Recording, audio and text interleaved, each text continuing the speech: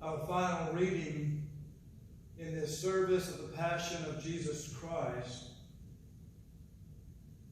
is Matthew 27:51 through the end of the chapter, verse 66, beginning at verse 51 of Matthew 27. Suddenly the curtain of the sanctuary was torn in two from top to bottom. The earth quaked and the rocks were split. The tombs were also opened, and many bodies of the saints who had fallen asleep were raised. And they came out of the tombs after his resurrection, entered the holy city, and appeared to many.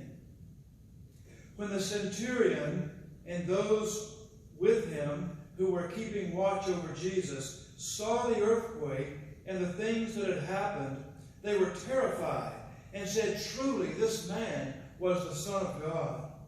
Many women who had followed Jesus from Galilee and looked after him were there, watching from a distance. Among them were Mary Magdalene, Mary the mother of James and Joseph, and the mother of Zebedee's sons.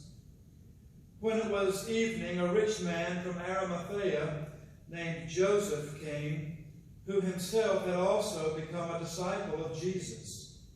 He approached Pilate and asked for Jesus' body. Then Pilate ordered that it be released. So Joseph took the body, wrapped it in clean, fine linen, and placed it in his new tomb, which he had cut into the rock. He left after rolling a great stone against the entrance of the tomb.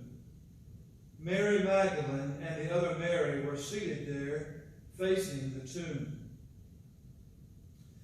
The next day, which followed the preparation day, the chief priests and the Pharisees gathered before Pilate and said, "Sir, we remember that while this deceiver was still alive, he said, 'After 3 days I will rise again.' So give orders that the tomb be made secure until the 3rd day. Otherwise his disciples may come, steal him, and tell the people he has been raised from the dead. And the last deception will be worse than the first." "You have a guard of soldiers," Pilate told them. "Go and make it as secure as you know how."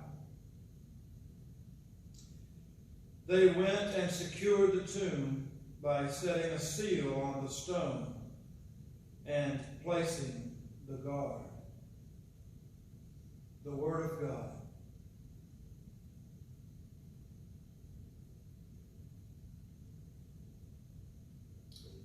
And now Matty Bramwell will come and bless us in song in response to this reading, and then another song in response to all of the readings, as we respond by pronouncing that we indeed believe.